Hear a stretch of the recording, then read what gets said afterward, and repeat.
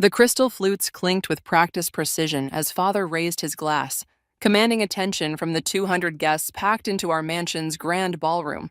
His perfectly tailored Armani suit matched his perfectly crafted smile, both designed to hide what lurked beneath. I'm Chelsea, and this was the moment my family's carefully constructed facade began to crack. To Stewart Pharmaceuticals, Father announced, his voice carrying that signature authority that had closed billion-dollar deals. 25 years of saving lives, and to the next generation who will carry this legacy forward. His eyes found mine first, then shifted to my brother Ryan, who stood rigid beside me. I felt his hand trembling as he gripped his champagne glass. "Don't," I whispered, but I already knew it was too late. "I have something to say." Ryan's voice cracked through the murmuring crowd. Father's smile froze, a microscopic twitch in his left eye betraying his rage at the interruption. "I'm leaving the company." The words fell like bombs in the silent room. "I can't be part of an organization that puts profits over planet. Our manufacturing processes are destroying ecosystems, and I won't." "That's enough." Father's voice cut through the air like a blade. "We'll discuss this privately." "No." Ryan stood straighter, his voice stronger. "I'm done with private discussions that lead nowhere. I'm joining environmental defense tomorrow. The world needs to know." The crack of Father's hand against Ryan's face echoed through the ballroom. Gasps rippled through the crowd. My Aunt Sophie's lips curved into a slight smile, while her son Tom leaned forward, drinking in the spectacle. "Security." Father's voice was deadly calm. "Please escort my son out." "Mark." Mother stepped forward, her designer dress rustling. "Please, not like this." "Be quiet, Lily." Father didn't even look at her. His eyes locked onto mine as two security guards led Ryan away. "Chelsea, my office. Now." I followed him through the maze of whispers and stares, past the imported marble columns and priceless art that decorated our home. The click of my heels against hardwood felt like a countdown to execution. His office door closed behind us with a soft click that somehow sounded more final than a slam. "You knew about this." It wasn't a question. "Ryan has his own mind, his own beliefs, which you encouraged." He moved behind his desk, every motion controlled. "Did you think I wouldn't notice the environmental books, the meetings with activists, the way you defended his ridiculous ideas at board meetings? They're not ridiculous. He's right about—" "He's a child playing at rebellion." Father's fist crashed onto his desk. "And you're supposed to be the responsible one, the heir. Instead, you've been undermining everything I've built." "Built on what?" The words escaped before I could stop them. "On buried research? On silenced whistleblowers? On reality," he snarled. "On understanding that progress requires sacrifice. Your brother chose his path tonight. Now you choose yours. Either you step up and become who you were born to be, or you follow him out that door. But understand this, there's no middle ground anymore." I stared at him. This titan of industry, this pillar of society, this stranger wearing my father's face. In his eyes, I saw the truth I'd been avoiding. Love was conditional, family was business, and power was the only currency that mattered. "Well?" He straightened his tie, already composing himself to return to the gala. "What's it going to be?" I opened my mouth to answer, but my phone buzzed. A text from Ryan. "I'm sorry, but I had to do it. Check your email. You need to see what I found in the Phase 3 trials." Father's eyes narrowed at my screen. "Choose carefully, Chelsea. Everything you are, everything you have, it all comes from me." I looked up at him, suddenly seeing with perfect clarity the choice before me, his truth or mine. 3 days after Ryan's exile, I sat in Father's executive boardroom, surrounded by men twice my age who treated every word from his mouth like gospel. The morning sun caught the edge of my coffee cup, still untouched, while Father's presentation on quarterly projections droned on. "The Phase 3 trials for Neuroxin show promising results," he announced, clicking through slides of charts and graphs. "Chelsea will oversee the final stages of testing." My head snapped up. Across the table, Tom's jaw tightened, his knuckles white around his pen. "Uncle Mark," he interrupted, "given my experience with the previous trials—" "Chelsea has the necessary qualifications," Father cut him off. "And more importantly, my trust." The words hung there, a calculated display of favoritism that made my skin crawl. I knew what this was, punishment for Tom's support of Ryan at the gala, Father's way of tightening the leash on us all. The meeting dragged on, but my mind kept returning to Ryan's text about those trials. The email he'd mentioned still sat unopened in my inbox, like a loaded gun I wasn't ready to handle. Chelsea. Father's voice pulled me back. The room had emptied except for us. The tech conference in San Francisco next week. I want you there. That's Tom's territory, I said carefully. He's been handling our tech partnerships for years. And now you will. He straightened his tie, a gesture I'd seen thousands of times. Tom lacks vision. The company needs someone who understands legacy. You mean someone who won't question you? His smile didn't reach his eyes. Careful, Chelsea. Don't mistake my patience for weakness. Ryan made that error. The threat was clear. I gathered my papers, but his next words stopped me cold. Oh, and have security sweep your office. Someone's been accessing confidential files about the Neuroxin trials. My pulse quickened. Worried about more environmental activists? No. He studied me. Just ensuring family loyalty remains intact. I escaped to my office, hands shaking as I finally opened Ryan's email. Attached were hundreds of documents, clinical trial results, internal memos, buried reports. My eyes caught phrases that made my stomach turn. Severe neurological complications, suppressed findings. Projected profit margins justify accelerated approval. A knock startled me. I slammed my laptop shut as Aunt Sophie sauntered in, her Hermes scarf a splash of calculated casualness. Darling, she purred. Such dedication, working through lunch. You're becoming just like your father. Was there something you needed? She perched on my desk, a move she'd perfected to assert dominance while appearing casual.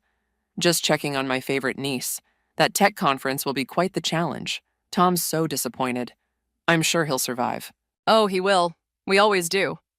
She examined her manicure. You know, Chelsea, power is such a fickle thing. Today's heir apparent can become tomorrow's cautionary tale. Just ask your brother. Before I could respond, my phone buzzed. A text from an unknown number. Regarding Neuroxin trials, have more evidence. Meet tonight?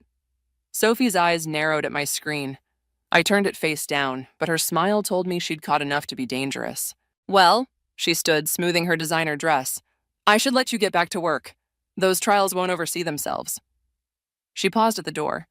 Oh, and Chelsea, do be careful with your correspondence. Walls have ears, especially in this building.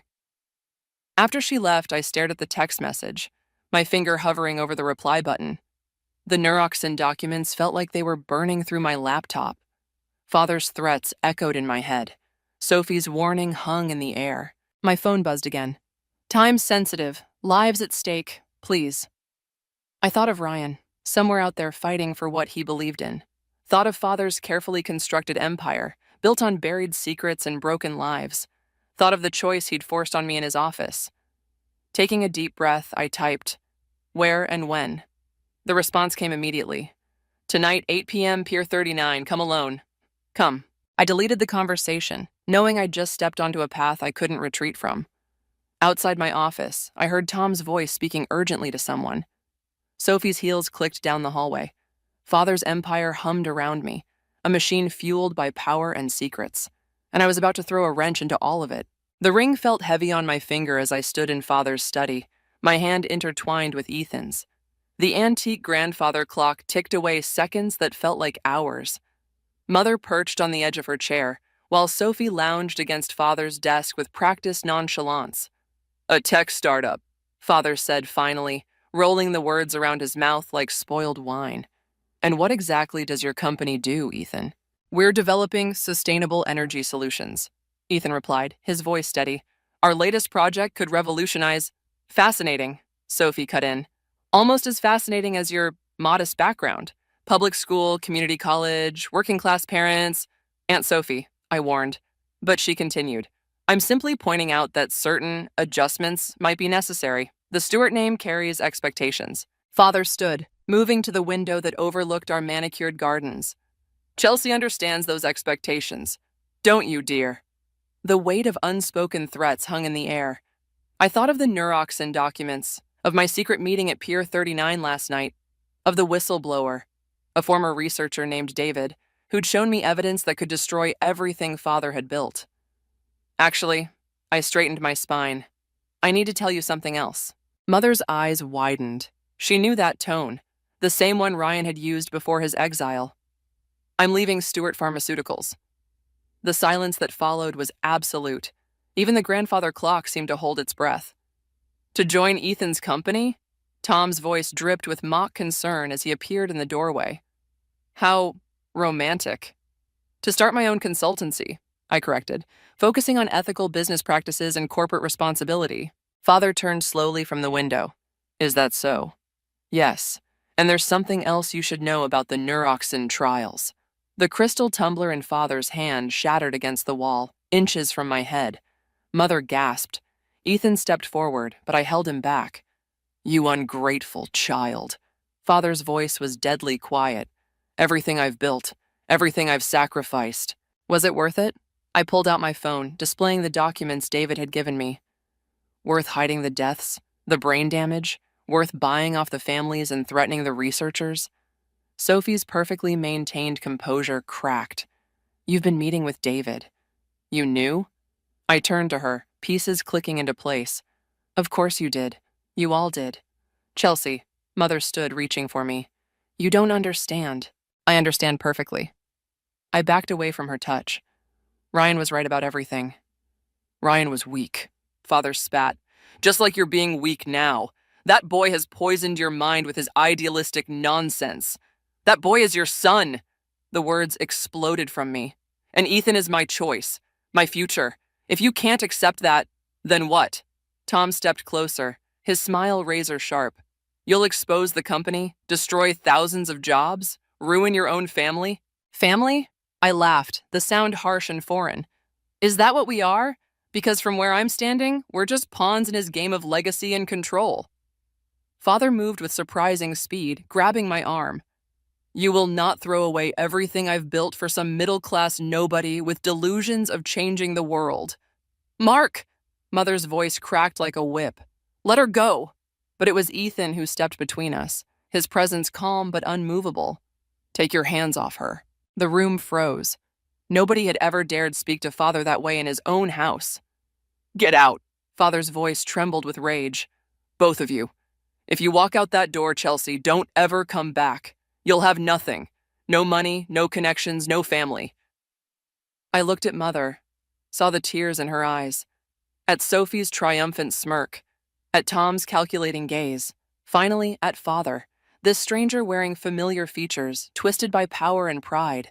I already have nothing, I said quietly, removing my family ring, because everything you gave me came with chains.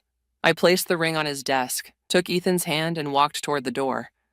Behind me, I heard Mother's soft sob, Sophie's sharp intake of breath, Tom's derisive chuckle. Chelsea, Father's voice stopped me at the threshold.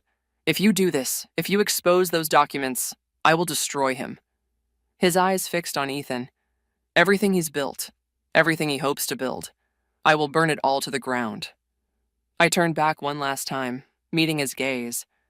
Then I guess we'll burn together. Our new apartment felt impossibly small after the Stewart mansion, but watching Ethan cook dinner in our tiny kitchen, I felt something I'd never experienced in that gilded cage.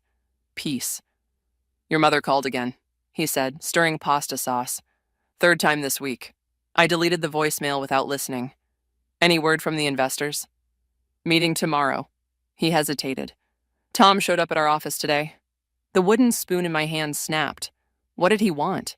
To invest. Said he's looking to diversify his portfolio away from pharmaceuticals. Ethan's voice remained neutral, but his shoulders tensed. Mentioned some concerns about Stewart Pharma's stability. Before I could respond, my phone buzzed. A news alert about Stewart Pharmaceuticals. The headline made my blood freeze. FDA launches investigation into Stewart Pharmaceuticals following multiple deaths. Chelsea? Ethan moved closer, reading over my shoulder. They rushed Neuroxin to market, I whispered, even after what David showed us about the trials. My phone exploded with messages. Mia sent links to more articles. Ryan texted from his environmental activist compound. Even Sophie, of all people, sent a cryptic, "We need to talk, urgently." A knock at our door made us both jump.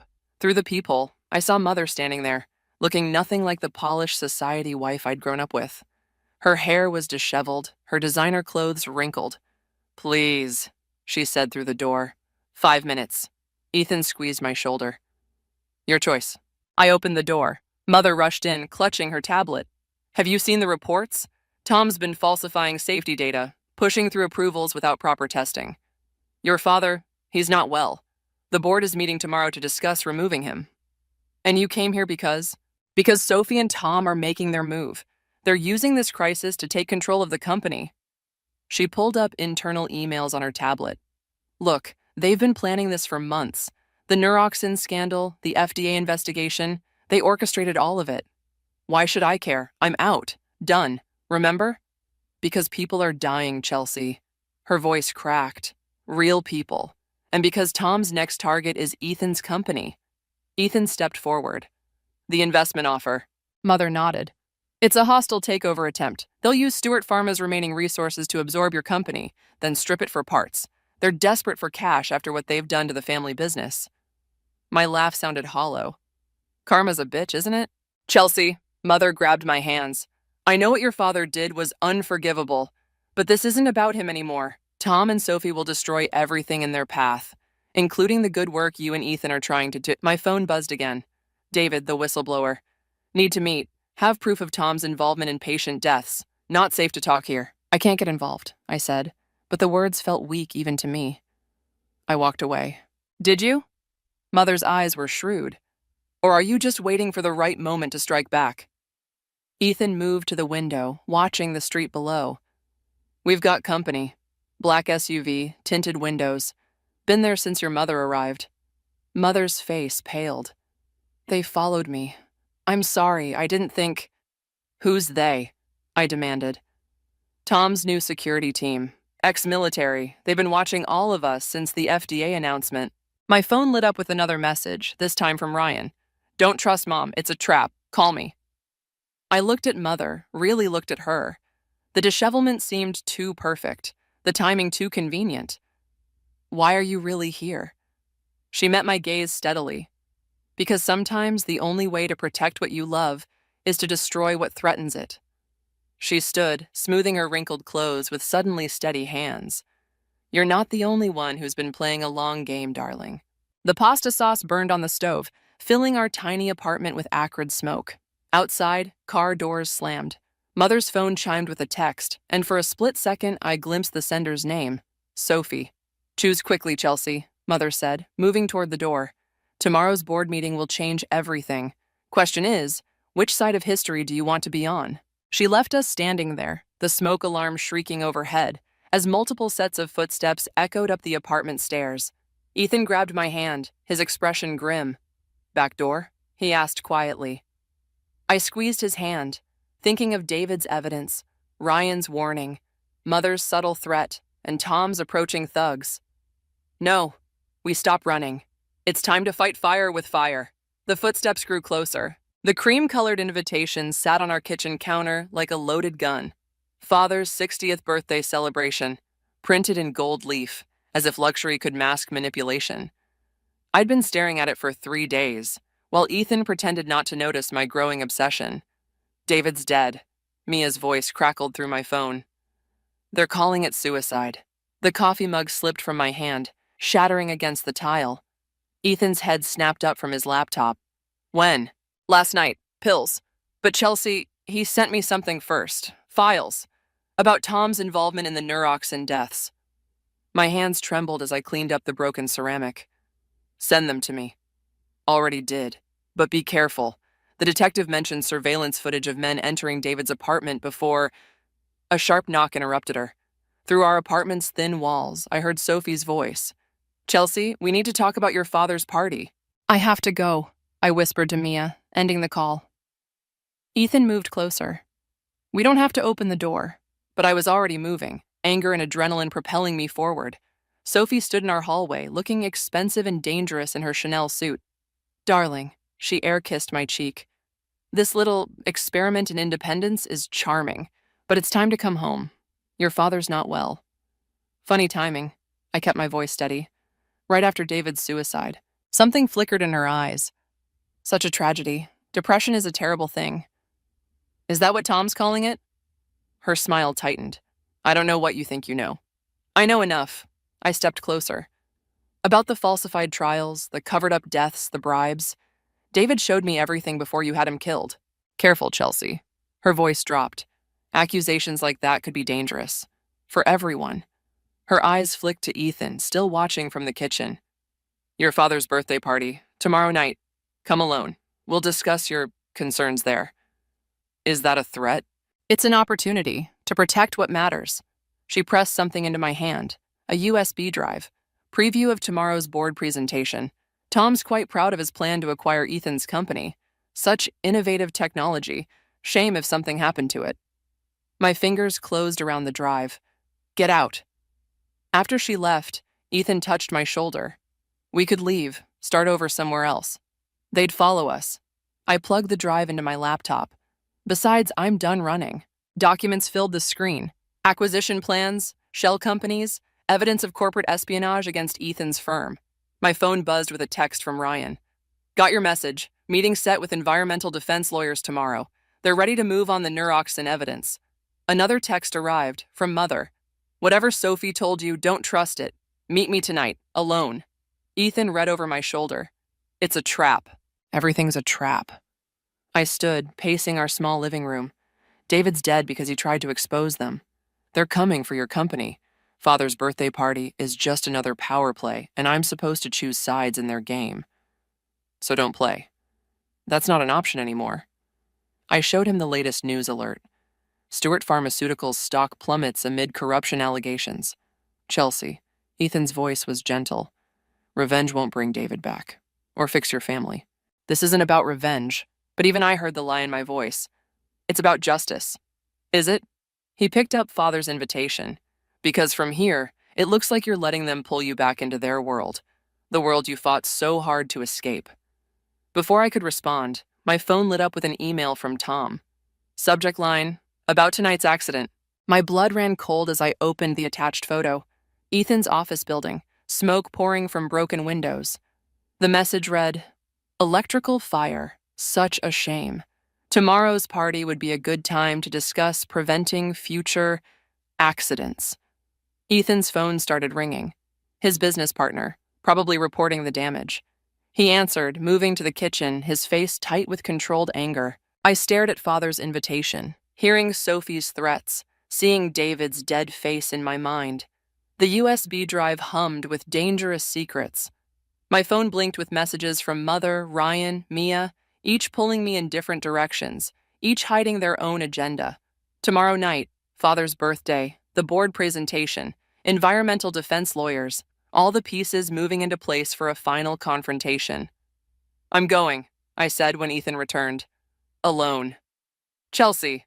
They killed David. They're threatening you. This ends tomorrow. I picked up the invitation, feeling its weight like a death sentence. One way or another. The Stewart mansion loomed before me, its windows blazing against the twilight sky. Security guards prowled the perimeter, their earpieces glinting. Inside, Father's 60th birthday celebration was already underway. I clutched my small gift box containing a single USB drive loaded with David's evidence. My phone buzzed. Ryan's final warning. FBI raid scheduled for midnight. Get out before then. The guard at the door barely glanced at my invitation. Miss Stewart, they're waiting in the main hall. They certainly were. Sophie materialized first, her smile sharp as broken glass. Darling, you came alone. How brave. Where's Father? Preparing his speech. Tom's with him, reviewing the board presentation for tomorrow. She touched my arm, her fingers like talons. There's still time to choose the right side, Chelsea. I pulled away, scanning the crowd. Mother stood by the grand staircase, watching me with unreadable eyes. The room hummed with wealthy parasites, all pretending not to stare at the prodigal daughter's return. Chelsea. Father's voice cut through the murmur. He descended the stairs, Tom hovering at his shoulder. I wasn't sure you'd come. Happy birthday. I held out the gift box. Something to remember me by. His eyes narrowed as he opened it. The USB drive sat on black velvet, innocent-looking despite its lethal contents. What's this? Everything. The neuroxin trials, David's evidence, proof of Tom's involvement in Careful. Tom stepped forward. You wouldn't want anything unfortunate to happen to Ethan's remaining assets. You mean like the fire you started? Father's hand closed around the drive. My office. Now. The study felt smaller than I remembered. Father sat behind his desk, Tom and Sophie flanking him like guard dogs. Through the window, I saw Mother in the garden, speaking urgently into her phone. "You think you can destroy everything I've built?" Father's voice was deadly quiet. "With what? A dead man's desperate accusations?" David had proof. David had theories. Tom smiled. And a convenient drug habit. "No one will believe. The FBI will." I pulled out my phone, showing them Ryan's message. "They're coming tonight, with warrants." The color drained from Father's face. Sophie grabbed the phone, reading quickly. "It's a bluff. Try me." I moved toward the door. "I should go. Let you prepare your statements for the press." "Wait," Father's voice cracked. "Please." I paused, hand on the doorknob. "What do you want?" He suddenly looked old, diminished. "Money? A position on the board? Name it." "I want justice." "Justice?" Tom laughed. "You want revenge, because we didn't bow to your little romance with the tech boy, because Daddy didn't approve, because you killed people." The words exploded from me. "Because you covered up deaths, threatened families, murdered David, and you're so innocent?" Sophie's voice dripped venom. "Show him, Tom." Tom pulled out his tablet, playing a video. My blood froze. Security footage of me meeting David at Pier 39, passing him an envelope. "Bribing a whistleblower," Tom said softly. "That's federal prison time. And look, the timestamp, the night before his unfortunate overdose. I didn't." "Of course not," Father stood. "But who will believe you? The bitter daughter, paying off employees to destroy her family's company?" My phone buzzed again. Unknown number. "David's evidence was fake. You've been played." Another message from Ryan. "Mom says get out now. It's a trap." Too late. Security filled the doorway behind me. Tom's smile widened as he held up a document. "The board voted an hour ago. Emergency measures to protect the company from internal threats." He pointed to Mother's signature at the bottom. "Even your mother agreed. You're now officially classified as a hostile entity." "You can't." "We can." Father's voice was ice. "Everything you own, every account, every contact, frozen. Your little consultancy, shut down. Ethan's company, by morning it'll be under our control. And if you try to fight it," Sophie added, "that footage goes public. How long do you think Ethan will stand by you when he learns you got his friend killed?" The room spun. Through the window, I saw Mother walking away, her shoulders stiff. My phone went dark, already disconnected. "Happy birthday to me," Father said softly. "Security will show you out. And Chelsea, don't come back, ever." I walked through the party in a daze, past whispers and stares. Outside, the night air hit like a slap. My car wouldn't start, disabled probably. In my purse, my credit cards would already be worthless. They'd taken everything. And worse, they'd made me the villain of the story. My phone had one last message from Ethan. "Something's wrong. All our accounts are frozen. What's happening?" I stared at the mansion, at the celebration continuing without me, and felt the last pieces of my old life crumble away. 3 days after Father's birthday party, Stewart Pharmaceuticals stock plummeted 90%. I watched it happen on Mia's laptop, since mine had been remotely wiped. The business networks buzzed with speculation about internal corruption, failed drug trials, and pending FDA investigations. "They're saying Tom's gone missing," Mia said, scrolling through news alerts. "Private jet to Switzerland last night." My burner phone vibrated. Ryan's latest update. "Environmental Defense filing charges tomorrow. FBI moving in. Get to safety." "You should go," I told Mia. "Being seen with me isn't safe anymore." She closed her laptop. "Neither is being alone." Ethan called again. He's worried. "He shouldn't be. The company transfer papers were forged. His lawyers can prove it. That's not why he's worried." Before I could respond, my phone lit up with an unknown number. Mother's voice came through, breathless. "Sophie's dead." The world tilted. "What?" "Car accident. An hour ago. Mark. He's not making sense. He's in his office with a gun. Tom's documents. Chelsea, you need to come. Now." "Why should I believe you?" "Because I have proof. About everything. David's death, the trials, the cover-ups. I've been gathering it for months. Please." I looked at Mia, who nodded grimly. "I'll drive." The Stewart mansion's gates hung open. Security nowhere in sight. Mother met us in the foyer, her designer outfit wrinkled, mascara streaked. "He's destroying everything," she whispered, leading us upstairs. After Sophie's accident, he found her files. She'd been documenting it all, every illegal decision, every threat. Insurance, she called it. Against what? Against him, against Tom, against anyone who tried to take her power. Mother's hands shook as she pulled out a USB drive. Including me. Gunshots exploded from Father's study. We rushed in to find him shooting his computer screen, papers scattered everywhere. "Mark!" Mother screamed. He turned, eyes wild. "It's gone. Everything's gone. Tom transferred it all. Every account, every asset. That ungrateful snake." "Put the gun down," I said quietly. He laughed, harsh and broken. "Come to watch it burn, Chelsea? Your inheritance, your legacy?" This stopped being about inheritance a long time ago. Did it? He gestured at the chaos around him. Then why are you here? To gloat? To finish what your brother started? I'm here because you're still my father. Father? Another harsh laugh. I'm nothing now. Tom made sure of that. Sophie made sure of that. You made our own choices, I finished. Just like you taught us. I taught you loyalty. You taught us power, I corrected. At any cost. Well, this is the cost. Mother stepped forward, holding up Sophie's USB drive. Mark, there's something you need to see. More betrayal? He raised the gun. Truth, she said firmly. About Sophie, about Tom, about why David really died. His hand wavered. What are you talking about? Sophie didn't have an accident, Mother's voice cracked. Tom arranged it, just like he arranged David's death, just like he's arranged everything since Chelsea left. The gun clattered to the desk. Father collapsed into his chair, suddenly looking ancient.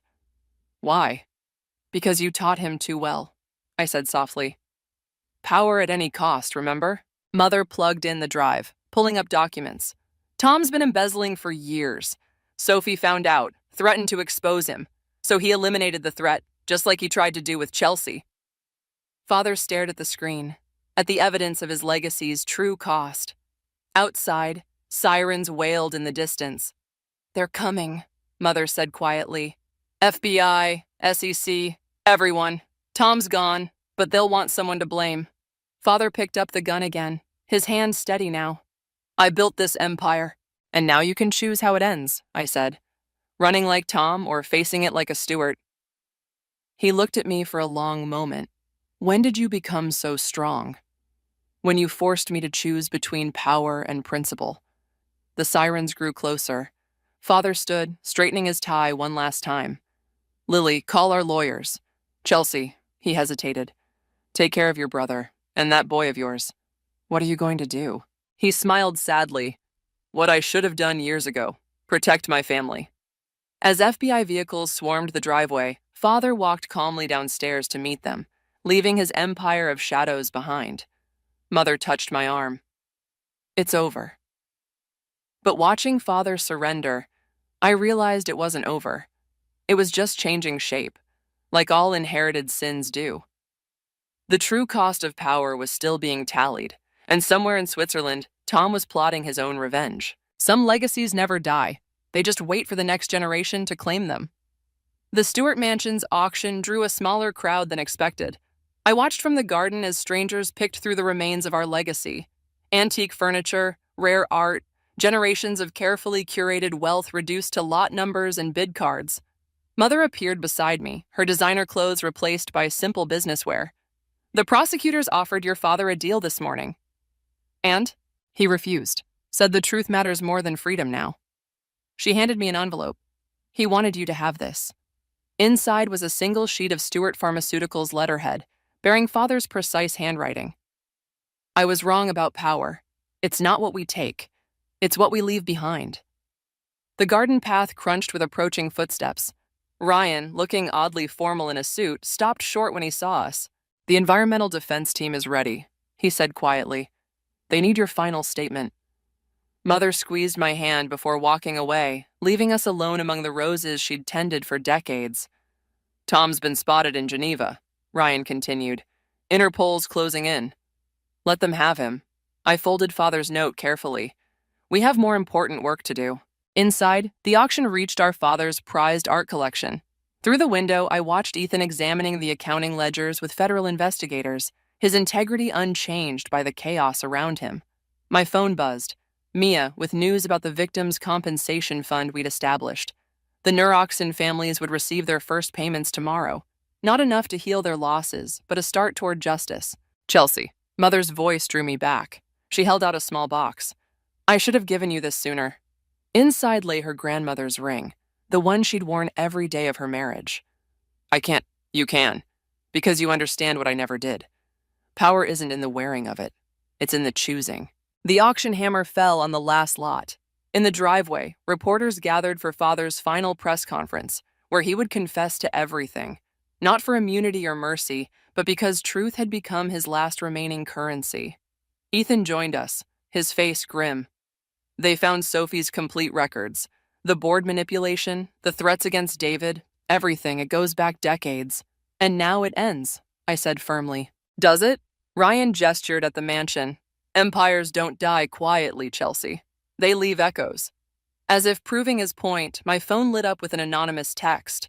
Greetings from Geneva. Family business isn't finished. T. I deleted it without responding. Tom's threats felt hollow now, like the mansion itself. All facade, no foundation. Mother touched the empty flower beds she'd never plant again. What will you do now? The question hung between us, heavy with unspoken weight. The compensation fund needed management. Father's confession would trigger more investigations.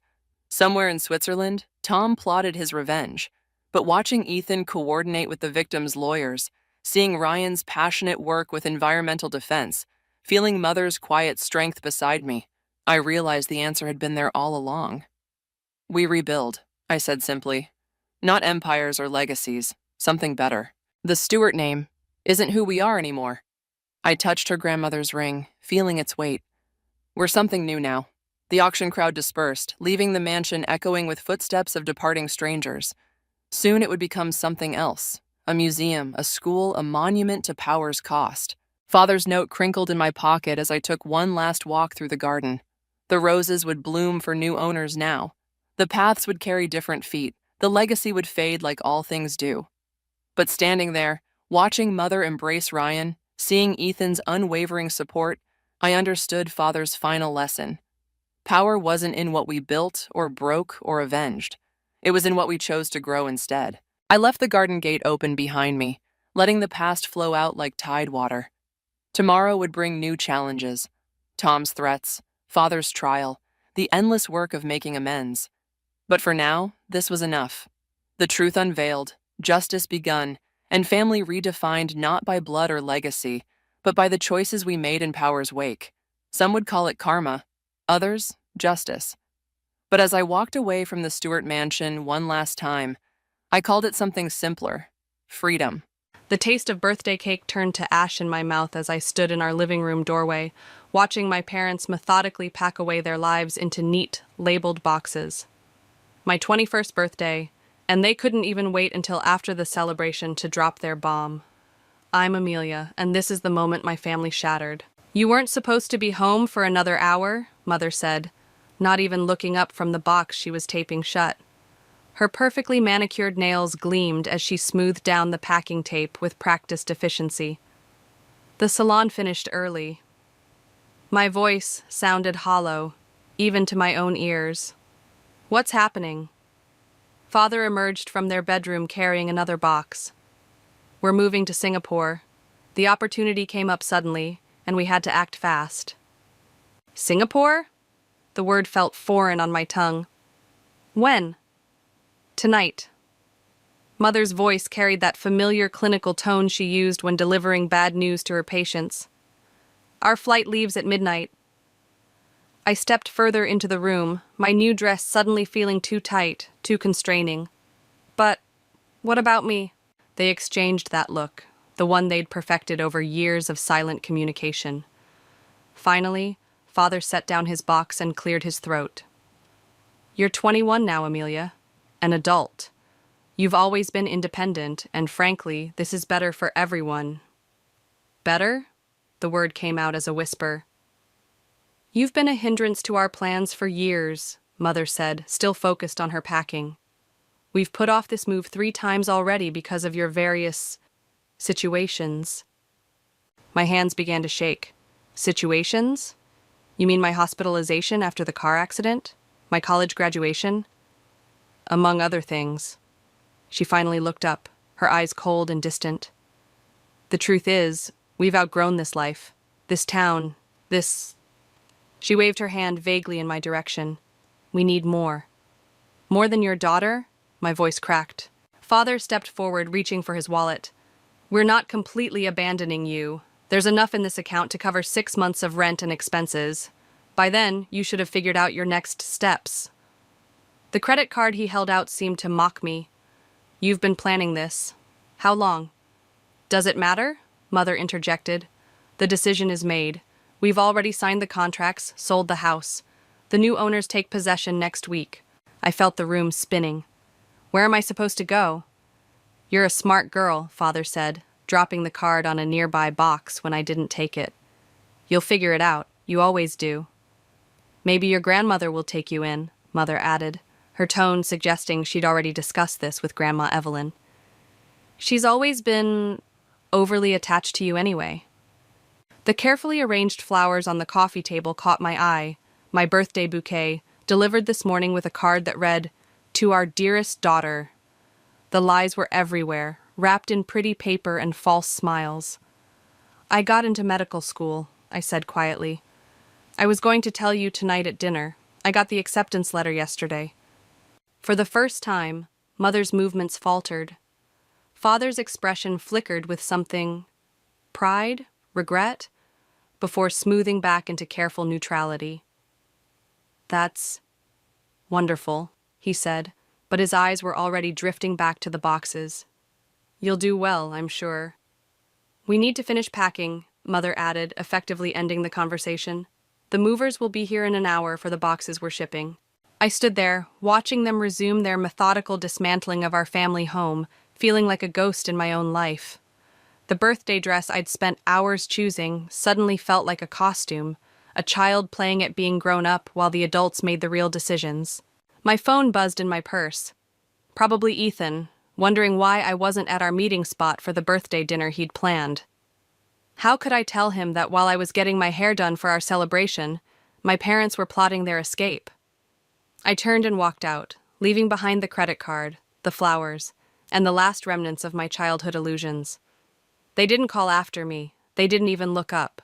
In the driveway, I paused, keys in hand, and realized with startling clarity that this wasn't just an ending, it was a beginning. They thought they were writing me out of their story, but really, they were just giving me the first page of my own. And revenge, I decided, would make one hell of a opening chapter. Grandma Evelyn's hands trembled as she set down her teacup.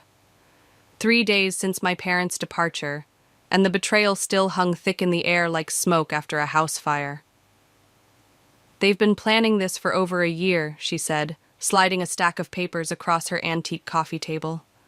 I found these when I was helping your mother organize her study last spring. The documents blurred before my eyes. Bank statements, property listings in Singapore, email correspondences dated months back. Each page revealed another carefully constructed step in their escape plan. Why didn't you tell me? My voice cracked. Would you have believed me? Evelyn's eyes, so like my mother's but warmer, searched my face. Karen, your mother, she's always been skilled at making others doubt their own perceptions. A memory surfaced. Me at 16, telling Mother about catching Father in a heated phone conversation with an unknown woman. She'd convinced me I'd misunderstood, that I was being dramatic. The woman turned out to be his Singapore business contact. They've listed the house for sale months ago, I said, scanning a real estate contract, while I was still living there, while they were helping me plan for medical school. Your acceptance letter, Evelyn said quietly. Did you tell them? Yes. I laughed bitterly. Right before they walked out, Mother didn't even pause in her packing. The doorbell rang, interrupting our conversation. Evelyn's housekeeper showed Aunt Lily in, her face pinched with concern. I just got off the phone with Karen, she announced without preamble. She's furious that you're staying with Mother instead of following their plan. Their plan, I echoed. The apartment they arranged, the one the credit card was supposed to pay for. Lily's eyes narrowed. They're saying you're being deliberately difficult. Of course they are, I stood up, pacing the length of Evelyn's living room. Heaven forbid their perfectly orchestrated abandonment doesn't go according to schedule. Amelia, Evelyn's voice carried a warning note. Don't let bitterness poison you. Too late. The words tasted like metal in my mouth. Did you know they've been transferring money to offshore accounts? It's all here in black and white. Years of planning, while I worked part-time jobs to avoid asking them for help with college expenses. Lily picked up one of the bank statements. This can't be legal. It probably isn't. Evelyn's hands clasped tightly in her lap, which is why I've already contacted my lawyer. I stopped pacing. What? I'm changing my will, she said firmly. Everything goes to you. They won't be able to touch it. Mother, think carefully, Lily cautioned. Karen won't take this well.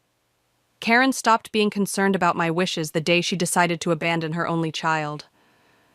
Evelyn's voice carried steel beneath its softness. My phone buzzed. Ethan, again. I'd been avoiding his calls since that night, unsure how to explain that my perfectly curated family life had been a house of cards all along. You should talk to him, Lily said gently. He came by the house yesterday looking for you. I can't. I swallowed hard. Not yet. Your parents' choices don't define you, Evelyn said, rising slowly from her chair. But your response to them will. The doorbell rang again. This time Uncle Derek stood in the doorway, his expression grave. They're selling everything, he said without greeting. The house, the vacation property, even Karen's medical practice. Mark's already accepted a partnership position in Singapore. How long have you known? I demanded. His silence was answer enough. Get out. My voice shook with fury. All of you who knew, who watched them plan this and said nothing, get out. Amelia? Lily started, but Evelyn raised her hand. Let her be, she said quietly. She needs time. They filed out, leaving only Evelyn and me in the suddenly too quiet room. I picked up another document, a lease agreement for a luxury apartment in Singapore's most exclusive district. They're going to regret this, I said, my voice steady for the first time in days. I'm going to make sure of it. Evelyn touched my shoulder gently. Revenge is a double-edged sword, dear one. Then I'll learn to bleed. I met her eyes in the mirror above her fireplace. They taught me that much, at least, how to smile through pain. The papers in my hands held more than just evidence of their betrayal. They held the seeds of their destruction. And I intended to plant them carefully, water them with tears, and watch them grow into something that would shatter their carefully constructed new life just as thoroughly as they'd shattered mine. The storage unit door groaned open, revealing 21 years of carefully curated lies. Mother's meticulous labeling system made it easy to find what I was looking for. Boxes marked family documents and financial records stood in neat rows against the back wall. I'd found the key in Father's old desk drawer, along with a receipt for a year's prepaid rent on this unit. They'd planned to keep these secrets locked away, probably hoping I'd never think to look here. You shouldn't be doing this alone, Ethan said from behind me. After a week of avoiding him, I'd finally called. Some truths needed a witness. I need to know everything. I pulled out the first box, dust coating my fingers. Help me or leave. He answered by grabbing another box. The first files revealed nothing surprising, old tax returns, insurance policies. But deeper in the second box, I found it, a folder labeled Singapore Initiative 2019. 2 years of planning, documented in excruciating detail. Look at this, I said, holding up a series of emails. They started transferring money offshore before I even graduated high school. Ethan read over my shoulder, his breath warm against my neck. They were setting up shell companies. And here's the best part. I pulled out a familiar document. Remember when they convinced me to sign over my college fund to better manage it? They used it as seed money for their Singapore venture. That's theft, Ethan said quietly. That's family, I corrected, bitter laughter bubbling up. At least, their version of it. My phone buzzed, another message from Mother. They'd been alternating between threats and guilt trips since discovering Grandma Evelyn's plan to change her will. They're getting desperate, I murmured, showing Ethan the message. Listen to this. Your grandmother's mental state is questionable. We're only trying to protect the family legacy. Protect it for themselves, you mean? A flash of color caught my eye. A red leather diary wedged between files. Mother's handwriting filled its pages, dating back 3 years. Oh, God. My hands shook as I read. They never planned to tell me in person. There's a letter here they wrote, explaining everything. They were going to mail it after they left. Ethan's arm wrapped around my shoulders. Amelia. Wait, there's more. I flipped through the pages. They've been monitoring my bank accounts, my phone records. They knew about my medical school acceptance 2 weeks ago. They read my emails. That's why they rushed their departure, Ethan realized. They knew you'd want their support during medical school. The storage unit's fluorescent lights buzzed overhead as I absorbed this new betrayal. Every headache-inducing flicker matched the pulse of rage building behind my eyes. My phone buzzed again. Uncle Derek this time. Your parents are filing for conservatorship over your grandmother. They're claiming she's being manipulated. The diary fell from my numb fingers. They're trying to take control of her assets before she can change her will. They won't succeed, Ethan said firmly. We have evidence of their planning, their financial manipulation. Evidence they never thought I'd find. I gestured at the storage unit. They're getting sloppy, desperate. A new message lit up my phone. From Sophie, my cousin. Mom and Dad are fighting about you. Dad says what Aunt Karen and Uncle Mark did was wrong, but Mom's taking their side. Things are getting ugly. I looked at the scattered documents around us. Proof of years of calculated betrayal. They're not just destroying our family, I said slowly. They're forcing everyone to choose sides. What are you going to do? I picked up Mother's diary, its pages heavy with secrets. They taught me well, how to plan, how to wait, how to strike where it hurts most. I met Ethan's concerned gaze. They just never thought I'd use those lessons against them. Amelia, revenge won't heal this. No, I agreed, tucking the diary into my bag. But it might prevent them from hurting anyone else. They're trying to take everything from Grandma Evelyn now. Who's next? The storage unit's door slammed shut behind us, the sound echoing like a judge's gavel. In my bag, the diary pressed against my side, a weapon loaded with their own words, their own confessions. They'd taught me another lesson, too. Family secrets make the best ammunition.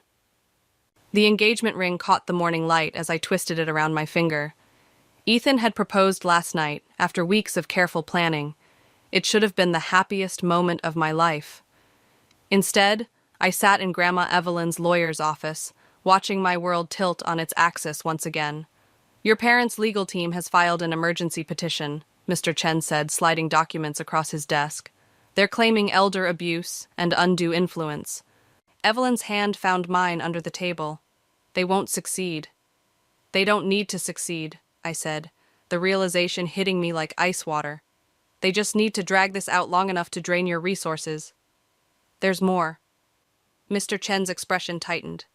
They've submitted evidence suggesting you've been manipulating your grandmother's medication schedule to affect her decision-making capacity. The room spun slightly. That's impossible. I've never... They have pharmacy records, he interrupted gently, showing irregular refill patterns over the past month. Evelyn's grip tightened. That's because I switched pharmacies. They're also claiming financial exploitation. He tapped another document. Large withdrawals from your accounts coinciding with visits to your grandmother. My engagement ring felt suddenly heavy. The withdrawals were for the medical school deposit, and Ethan's ring. They're building a narrative, Mr. Chen explained. One that paints you as an opportunistic granddaughter taking advantage of a vulnerable elderly woman. The irony burned like acid. While they're the ones trying to seize control of her assets. My phone buzzed. Aunt Lily. We need to talk. Derek's found something. They're not just attacking me anymore, I said, standing. They're trying to destroy my future. Medical school, my engagement, my relationship with Grandma. They want to take it all. Amelia. Evelyn's voice carried a warning. Don't let anger cloud your judgment. No, I agreed, picking up the legal documents. Anger makes things crystal clear. Uncle Derek was waiting at his office, looking more haunted than usual. "You need to see this." He pulled up security footage from my parents' medical practice. There I was, entering after hours 2 weeks ago, except I'd never been there. "Someone used your old keycard," he explained. "They accessed patient files, financial records. Your mother's claiming you stole confidential information. They're framing me." The words tasted like ashes. "But who—" "Sophie." Derek wouldn't meet my eyes. "Your mother convinced her it was for your own good, to stop you from making a terrible mistake. My cousin, my friend, another betrayal to add to the growing collection." "They're good at this," I said quietly, "turning family against family." "Not everyone." Derek pulled out a USB drive. "I made copies of everything before they could alter the timestamps. And there's something else. Emails between your parents and their Singapore partners dating back 5 years. My phone buzzed again. Ethan, this time. "Your parents just called me. They're saying they have proof you've been lying about everything." I looked at my reflection in Derek's office window, at the girl my parents had shaped with their careful lessons in manipulation and control. They'd taught me too well. "Tell them you believe them," I said. "Tell them you're having doubts about me." "What? Why would I—" "Because we need them to think they're winning." I touched the USB drive in my pocket. "They're not the only ones who can play this game." Derek cleared his throat. "Amelia, revenge won't give you back what they took." "I don't want it back." I met his gaze steadily. "I want to build something new, something they can't touch. But first, I need to make sure they can never hurt anyone else the way they hurt me." My phone lit up with another message, from Mother this time. "We're only trying to protect the family legacy. Stop fighting us and we can work something out." I thought of the evidence in my possession, of Sophie's betrayal, of the careful trap they were laying. They expected me to react with anger, to make mistakes, to prove their narrative right.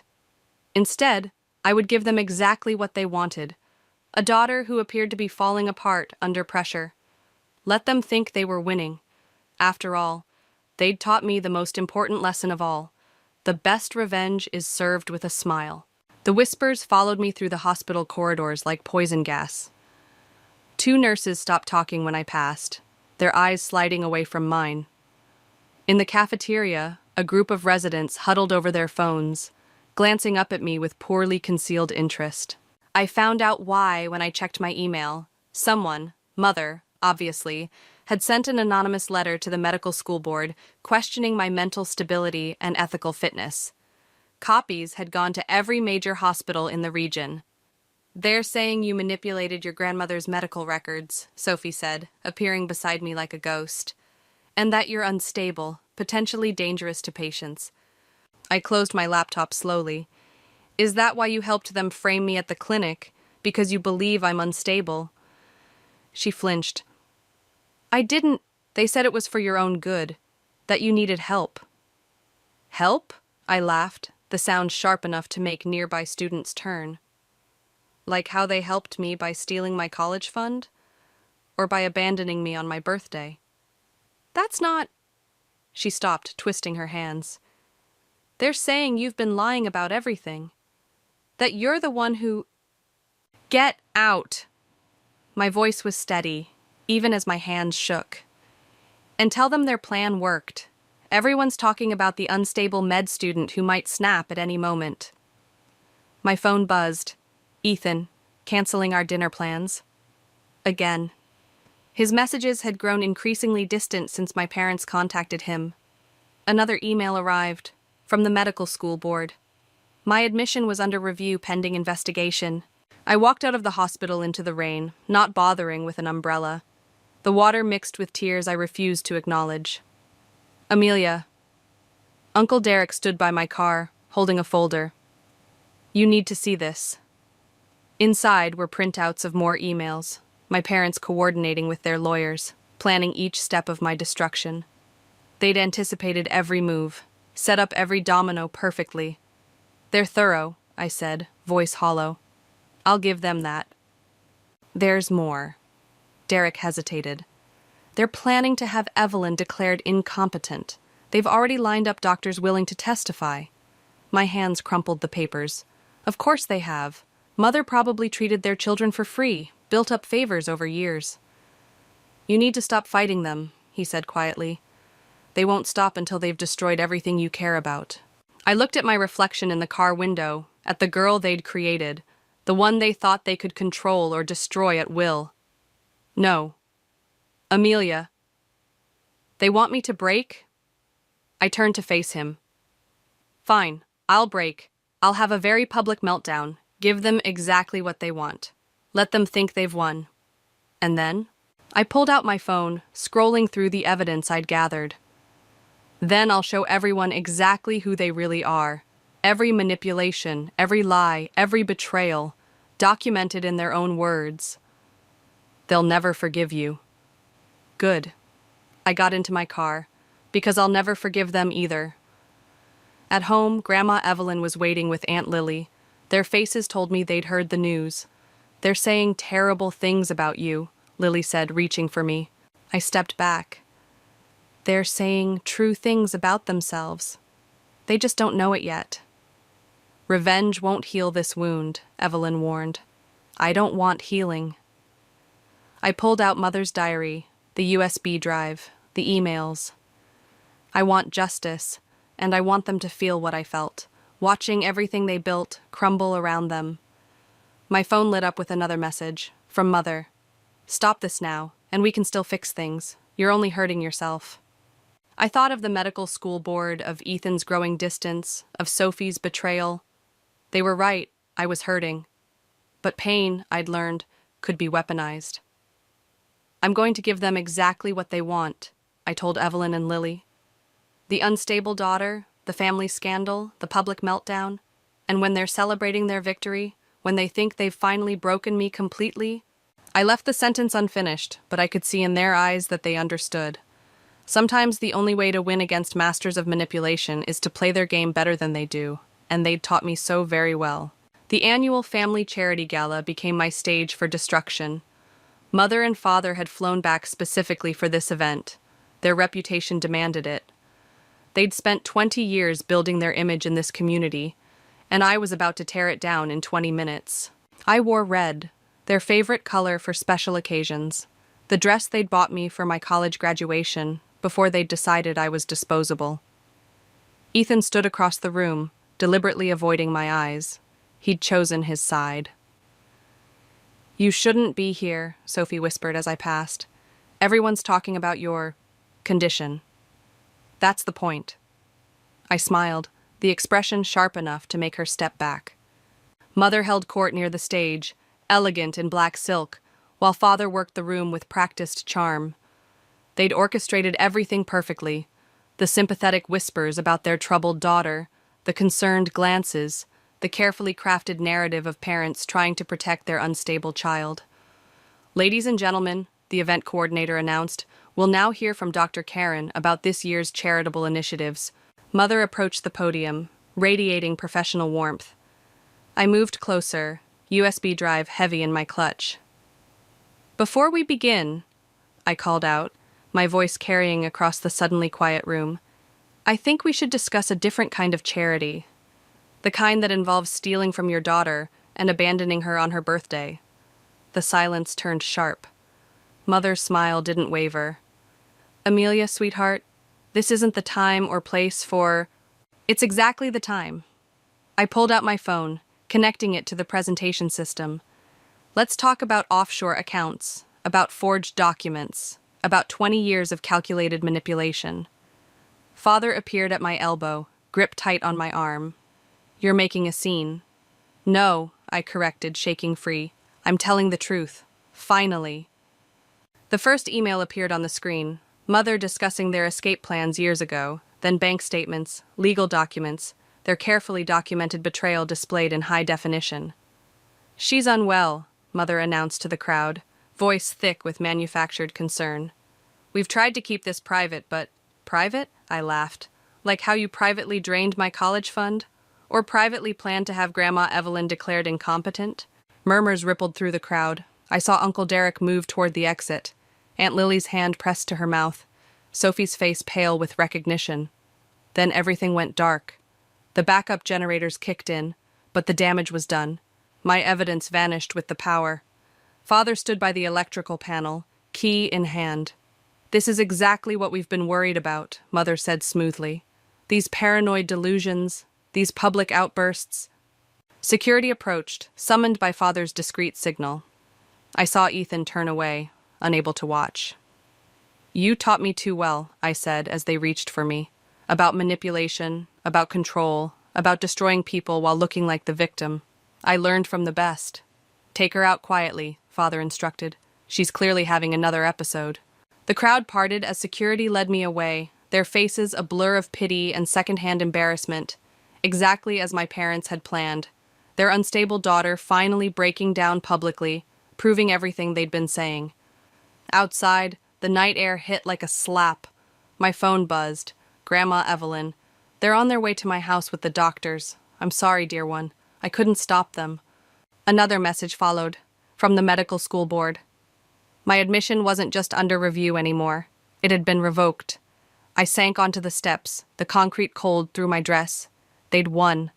Every carefully laid plan, every piece of evidence, every attempt at justice, destroyed by a simple power switch and years of carefully cultivated influence.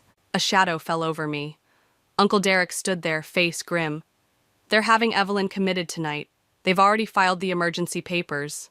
"It's over," I whispered, the fight draining out of me. "They've taken everything." "Not everything." He held out a phone. Not mine, but one I recognized from the storage unit. Mother's old device, the one she'd replaced before leaving. "What?" "They taught you about manipulation," he said quietly, "but they forgot about backup plans. Your grandmother wasn't the only one recording everything." I took the phone, its weight familiar yet different. Not evidence of their betrayal this time, but proof of their destruction. Sometimes you have to lose everything to see clearly what you need to do next. And I could finally see.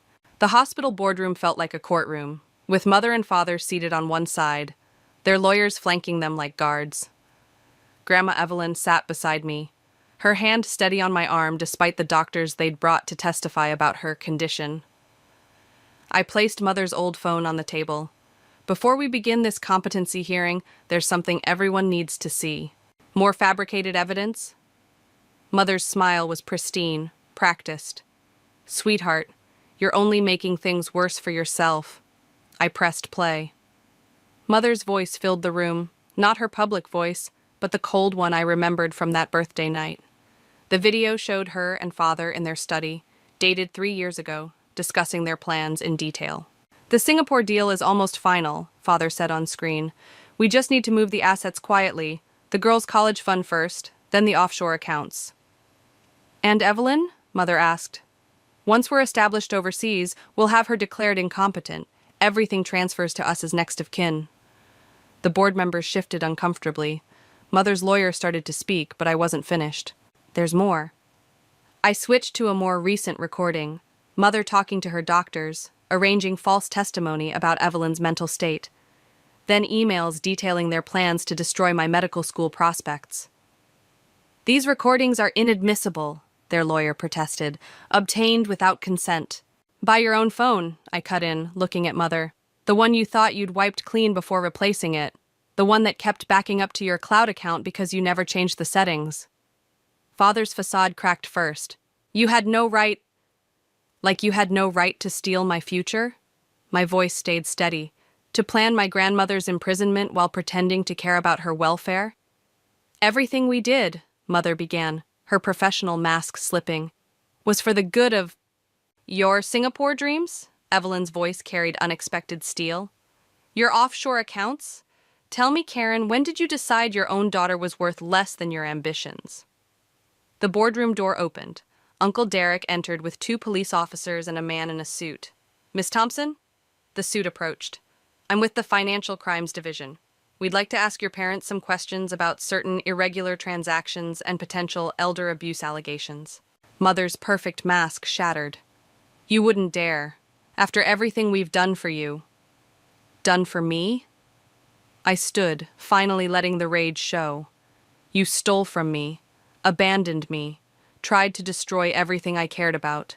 And when that wasn't enough, You tried to lock away the only person who ever truly protected me. We were protecting you from yourself, Father insisted, but his eyes were on the officers. No, I gathered the evidence files. You were protecting yourselves, and you taught me exactly how to do the same thing. The next hour passed in a blur of statements and signatures. Mother and father were led away for questioning, their lawyers scrambling to damage control. The competency hearing was dismissed, Evelyn's rights fully restored. You did it, Sophie whispered from the doorway. She'd slipped in during the chaos. I'm so sorry I didn't believe you sooner. I looked at my parents through the boardroom windows as they were escorted out. They'd taught me everything about power and control, about maintaining perfect facades while destroying lives. They just never expected me to learn those lessons so well. Amelia, Evelyn said softly, it's over. But it wasn't. Not really. Because in destroying them, I'd become what they made me. Someone capable of methodically dismantling others' lives. The victory tasted like ashes. My phone buzzed. Ethan. I saw the news. Can we talk? What will you do now? Derek asked, gathering the evidence files. I watched mother and father disappear into separate police cars, their carefully constructed world crumbling around them. They'd wanted to write me out of their story, but instead, I'd become its author. Now, I picked up mother's phone, the instrument of their destruction. Now I learn how to write my own story, one that doesn't end in revenge. Because they'd taught me one final lesson. Victory and healing aren't always the same thing, and I had to choose which one I wanted more. The courthouse steps felt different under my feet as I left the sentencing hearing. Mother and father's faces had remained stoic as the judge detailed their financial crimes, but I caught the slight tremor in mother's hand, the tightness around father's eyes. Their perfect masks finally cracking. You didn't have to come today, Ethan said, waiting beside his car. Yes, I did. I handed him the envelope I'd been carrying. My medical school acceptance letter. The board reversed their decision after reviewing the evidence. His smile was warm, genuine. You're going to be an amazing doctor. Like mother, like daughter? The words tasted different now, less bitter. At Grandma Evelyn's house, Sophie waited on the porch, uncertainty in every line of her body. We hadn't spoken since the hospital boardroom. I brought your old photos, she said, holding out a shoebox. The ones from when we were kids, before everything. Inside were memories captured in fading color, birthday parties, family vacations, moments when the smiles might have been real. Or maybe we'd all just gotten better at pretending. They weren't always like this, Sophie whispered, were they? No. I touched a photo of Mother teaching me to ride a bike. They were exactly like this, perfect on the surface, hollow underneath. We just didn't know how to see it then. Evelyn's voice carried from inside, where she was talking to Uncle Derek about the foundation we'd started, supporting children of parental abandonment, using my parents' seized assets to heal what they'd broken in others. The Singapore property sold, Derek reported, joining us. The money's been transferred to the foundation's account. I nodded, thinking of the empire my parents had tried to build on stolen dreams and broken trust. Now it would build something else entirely. There's something you should see, Evelyn said, holding out a letter. I found it in your mother's old medical school yearbook. The paper was yellowed, the handwriting achingly familiar, my grandmother's, decades younger. A letter to my mother, full of warnings about ambition's cost, about the price of putting success above love. She'd seen it coming, even then. She never read it, Evelyn said softly. I couldn't save her from becoming what she feared most. But you saved yourself. Did I? I looked at the foundation paperwork spread across her table. Or did I just learn to destroy more efficiently? You learn to heal, Ethan corrected, taking my hand. Starting with yourself. The engagement ring caught the light, no longer feeling like a weight. We'd postponed the wedding during the trial, but now... I have something for you, Sophie said, pulling another envelope from her bag. Letters from your parents, written in custody before sentencing. I haven't read them. I took the envelope but didn't open it. Some words couldn't fix what was broken, and some breaks needed to stay that way to heal properly. The foundation's first fundraiser is next week, I said instead. We're helping 3 students who lost their college funds to parental fraud. Like mother, like daughter, Sophie echoed my earlier words, but with a different meaning. You're building something from what they destroyed. Later, alone in my apartment, I finally opened my parents' letters. Their words were what I expected, justifications wrapped in apologies, manipulations hidden in declarations of love. But they didn't have power anymore. My phone buzzed with a message from the medical school board. My first rotation would be in pediatrics, helping children heal, protecting them from harm, building something new from the lessons of the past. I placed my parents' letters in the shoebox with the old photos. Not to forget, but to remember differently. They'd taught me everything about power, control, and destruction. But they'd also taught me, unwittingly, about resilience, healing, and the strength to choose a different path. The foundation paperwork waited on my desk, next month's cases ready for review. 3 more families to help, 3 more stories to change. Sometimes the best revenge isn't destruction at all. It's creation, building something beautiful from the ashes of what was lost. And I was just getting started.